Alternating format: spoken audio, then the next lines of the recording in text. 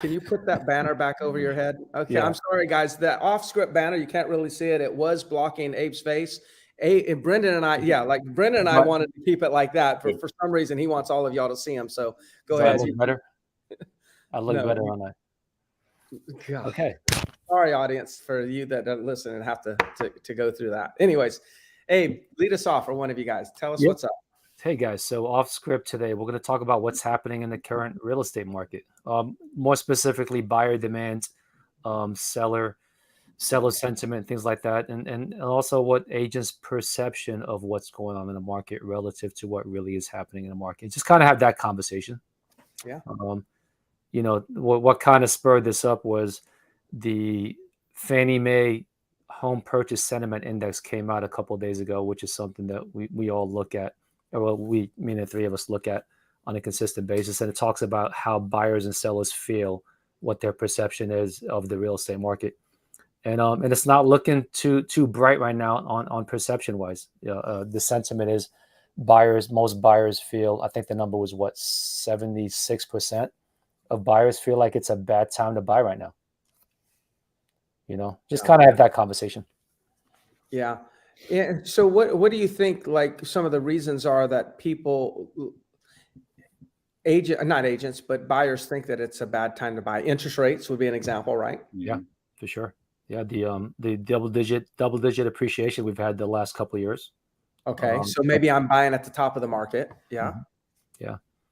I think a lot of what's happening in the news right now, people talking about, the real estate ride is over, market potentially crashing. Some media, some people are saying that. So I think their outlook of what's going to happen these next 6-12 months, probably a lot of people out there think that prices are going to come down. I think that has a lot to do with it as well. Got it. If you look back like a year ago, 2021, going into the fall, there were the couple factors that I can remember that was driving buyers. Like buyers were buying and they didn't really like the prices, but it was like, I got to buy today before I pay tomorrow's price. Because when I look back at today's price compared to yesterday's price, it's like, I don't want to do that. So I'm buying today to avoid tomorrow's price. And I think part of it was like, as humans, we've got this competition. And so if you were in the market to buy, and then you saw people like going after the same thing and trying to, keep you from getting your dream home, then people got caught up in that. There was that created some of the urgency. And now with things so quickly changing what the buyer's picture looks like with more inventory, it's just causing them it's kind of that breath that I think they want to take to decide, all right, are we going to, do we need more time to make a decision? So I think that's part of it. And it was really, the speed at which some of the perception changed was, I think we'd all agree, was really fast. Even for normal transitions, it doesn't usually happen that quickly. Yeah. One of the things is that just comes to my mind is like, if anybody should have felt that they shouldn't buy, it would have been last year. Mm-hmm. Do you know, Abe, do you have any idea what the sentiment charts look like the last in 2020 or 2021? Do you have any idea? Well, year over year, it's down 13 points. Okay. So I think July came out at 62.8. So last year at this time, it was 75.8. Mm-hmm. So let me see what the... So I wouldn't doubt if we go back in history and we were to look at the charts and we were to look at, say, in 2005, I bet you it was very high that you should buy. Mm-hmm. In 2006, it was probably very high that you should buy. In 2007, I bet you it actually came down. And in my mind, it's like, well, it's kind of like everyone follows the crowd. Yeah. And it's when it's unpopular to buy something is when you should probably buy something.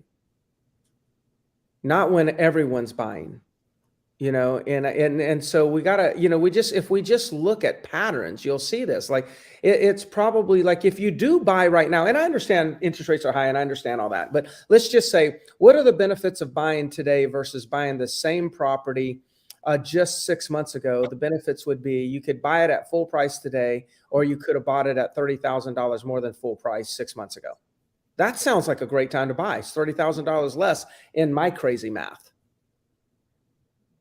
You know, without competing with anybody. yeah, like I don't exactly, and so therefore And to do we your can actually inspection. pay a fair price now. We can actually pay the appraisal price. Yeah. So when we can pay the appraisal price, people are saying it's not a good time to buy. But when we had to actually put in an appraisal gap because we have to pay over appraisal price, people were saying it's a good time to buy. You know, so for those of agents that are listening out there, you know, that's a conversation you should be having with your buyers. I know, you know, one thing that I've been saying to the agents in our offices is that when a buyer says to me, I'm going to wait till it's not a good time to buy, I'm just going to wait till the interest rates come down. And I say, okay, that's obviously one strategy, but let's just remember, you know, what happened when the interest rates come down. Remember when the interest rates were down?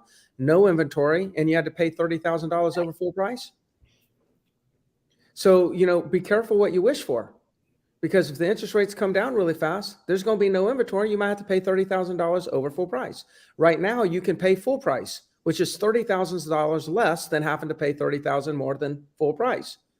And that $30,000 savings right there is way more than the $2,000 to $3,000 that you'll have to pay in a higher interest rate for the next 2 years until you can refinance. I'd rather pay a higher interest rate right now and refinance in 2 years and only waste $3,000 in interest payments than overpay by $30,000 to $40,000 on a house because I'm in a bidding war. Yeah. That should be the script, but that's like why you should buy now. Yeah, that's a good point. Brendon mentioned something earlier that, you know, I haven't thought about. Very interesting. You know, people get their competitive juices going. So back when they were bidding on everything, that did suck a lot of people into making offers that they shouldn't have. But he also mentioned like what their future perception of what's going to happen. So I think a lot of buyers out there feel like that the prices are going to go down. And yeah, I'm in agreement with you, Greg. That's the best conversation to have with buyers. But when a lot of them think that prices are going to go down in 6 months, you know, that's where you can see a 76% of them saying that it's not a good time to buy. Yeah. I get it. And that same buyer that's saying that right now, what did they say last year? Yeah, prices are too high. Yeah. And what they say the year before? There's a reason why they're still looking. They're still not.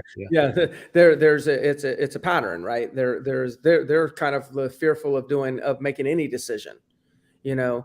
And let's face it, if you got a buyer right now, I'll guarantee the value is going to go down. And if you had a buyer in 2020, I would say this: I'll guarantee the price is going down. And if you got a buyer in 2025, I guarantee the price is going to go down, because these buyers are not flippers. Yeah. See, so these buyers are saying these things as if they were going to buy, and then 6 months later they were going to sell and the price was going to be down. Those guys are not even going to sell for 10 years. They're going to buy it and hold it for 10 years.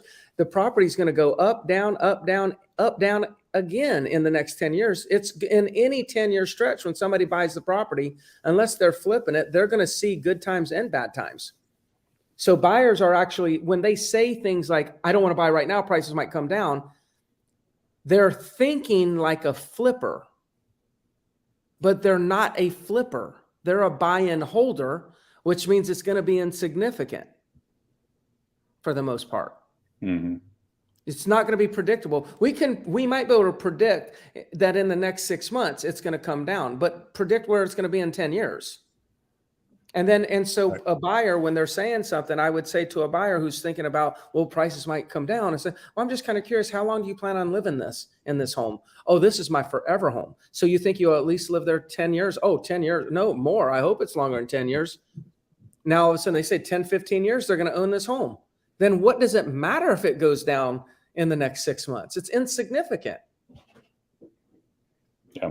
So there's two things I see playing out here, two potential mistakes that can happen here. One is the consumers are changing their actions of what they want to do based on external factors in both markets, and that can lead to mistakes. But the other thing that I see that's probably more relevant to what we're doing in our conversation here is what if the agents are changing their behaviors and their actions based off of external factors? Because that can really, in a market like this, can have a huge impact on your business. If you start reacting to, well, I'm doing this now because, or I'm not doing this because all the buyers think this or all the sellers think this, then that's a huge potential issue. Knowing, like, right now we've talked about, this market can actually is creating a lot of opportunity if you look at it the right way. Yeah. So here's another interesting stat. New listings hit in the market, at least in our market, was down 3.8% last month. And if you look nationally, that number has gone down the past 4 weeks in a row. So you would think, with 76% of buyers not wanting to buy right now, you would think our inventory should be rising and rising. But for some reason, the past 4 or 5 weeks or so, it's kind of leveled off and been kind of flat. We're kind of like in this limbo. I think we're like a 1.2 million homes for sale in the entire country right now. If you go back to the 2007, when the market changed on us, I think we got as high as 4 million homes for sale in the country. So significant difference between what we're seeing now and what we're seeing then. It's kind of like we're in limbo. It's like buyers don't think it's a good time to buy. Even sellers don't think it's a good time to sell. It's like, okay, what do we have right now? Where are we?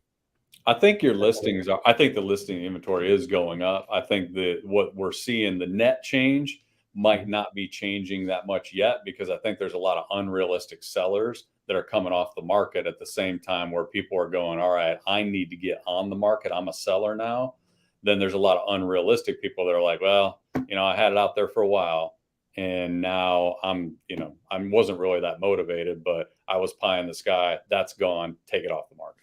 Yeah. So the net change may not be a lot. Be interesting though, because I think that'll play out in the next couple of months. If everything kind of stays the same, then it'll start to establish a little bit more of a new normal. Those unrealistic ones are probably off the market, and agents hopefully understand that, all right, here's kind of the new pricing strategy. It's not last comp plus 30%. And then we don't see a lot of that stuff hit the market. Yeah. The other thing, I say we're kind of at a stalemate right now, which is sellers, I'm not selling at that price. Buyers, I'm not buying at that price. And unlike 2007, here's where we were in 2007. I'm not buying it at that price. Seller, well, I have no choice but to take what you can give me, because they were upside down. So the difference is the equity position. In 2007, there was very little equity positions. And so what happened, especially, it's really started accelerating in 2008. In 2007 is where the listings started coming on. But what we were doing is the days on the market started increasing. So we did price adjustments.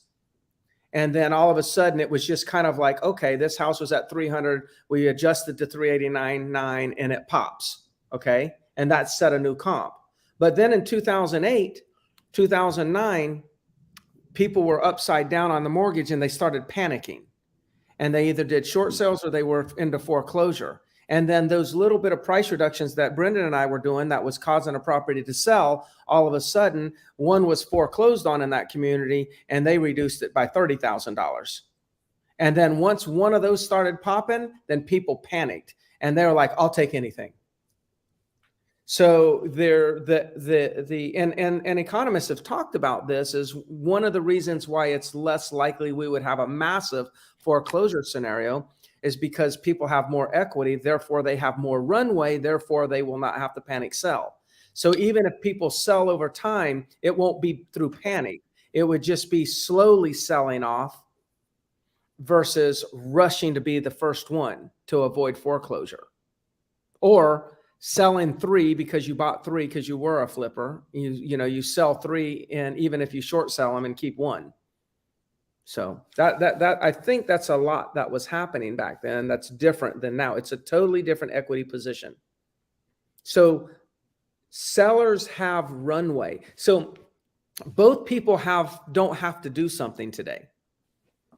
In 2007, somebody did have to do something. One party had to do something. It was the seller. In 2022, neither party has to do anything except the real estate agent, because they need to make a sale to pay their rent. Yeah, that's a great point. Yeah, so we have buyers out there saying, I'm not going to buy right now because prices are too high, interest rates are too high. But then you've got sellers saying, okay, well, I don't have to sell right now. I can wait. Yeah. In 2007, they didn't have that luxury. That's a great point. Mm-hmm. Yeah, there was no staying power, no runway for them. Cool. All right. Well, what else, guys? What else can we share? I think the just from an action standpoint, agents right now are going to be rewarded for their level of engagement in the market. So this is a time where when that people are kind of on the fence, this is the time where you want to double down on the engagement, meaning your actions, the stuff that you know works, do more of it, because it's going to pay off a lot more than maybe it did 6-9 months ago. And the lack of that, just disengaging, just kind of being like, well, it is what it is really dangerous right now, because, and it's easier, I think, to fall into that just simply because, all the stuff we hear and all the stuff that we continue to have experience with, it can lend you to just not doing the stuff you need to do. And this is the time to actually really double down. Yeah. There's I just said this, I was kind of helping this other company out in another area of the state earlier today with a little bit of coaching. And one of the things that I said to this company, and Brendon, when did you came in, what year did you come into the business? 2006 or 5? April of 07. 07. Yeah. Yeah. So here's what I told him. And I was telling him to be prepared for this. He's building a big team. It's actually not a company. It was a team. And he's got these agents that have done so well. Like they came into the market like in 2018 and they just rode the wave up. Right. And they just knew as soon as they got in, throw them some buyer leads, and they were just making a ton of sales. And what I said that back in 2005 and 6, if we looked in the MLS and we said, okay, who are the top producers? And we took a snapshot of the list of top producers, those that are at the top for number of sales. And then we went and we took a snapshot of what the list looked like in 2012. It wasn't the same agents. Mm-mm. So the reason why I asked you, Brendon, to remind me if we looked at 2012, and it would have even been before 2012, your name showed up on the list as a top agent. Hundreds of transactions, but your name wasn't on the list in 2005 and 6. Right. And the same thing's going to happen, in my opinion, that if everybody look at the 2021 top agents, and then if the market continues to shift, take a snapshot and look at the top 50 agents again in 2025. It won't look the same. Mm-hmm. It won't look the same. Now, the difference is those agents that are coming in now, they will actually come in and they will treat this like a job. They'll actually come in. They'll do certain generation activities. They'll focus on skills and drills and all those things, role playing and whatnot. They'll be productive after lunch, because we know after lunch, even those that generate in the mornings after lunch are the most unproductive time for real estate agents. If they don't have an appointment, they're so unproductive. But these newer agents, they'll come in and they'll be productive. They'll work a full day because they're coming off of a job. So they're used to working a full day. They'll come in, they'll generate, they'll work a full day, and they will climb that list to become a top agent. And the other ones are having a hard time getting back to those original habits, and their business will be taken. Talking about a redistribution of wealth, This is not a redistribution of wealth because some government decided to create some policy. This is a redistribution of wealth because one person's lazy and the next one's hungry. So for real estate agents, we got to get hungry. Yep. Now, if this market turns around tomorrow and starts skyrocketing it up, fantastic. I'm wrong. But if this market continues, take a snapshot of the top agents, top 50 agents in your marketplace, and then mark my word, take another picture in 4 years. You won't recognize most of those names. There will be some that will continue, but there won't. But you'll be shocked to see how many of them won't be there anymore. Yeah. So for the newer agent, the leaderboard is going to get reshuffled. This is your opportunity. That's right. To get up on Absolutely. Absolutely. The newer agents are the new top producers. It's just there's just going to be a 2-year delay. Yep. Well, there you have it. All right, fellas. Cool. All right. All right, guys. Well, thanks for letting me join you today. I appreciate it. Anytime. Always a pleasure bringing you in. Love your perspective. All right, you guys have a good one. We'll see you next time. See ya.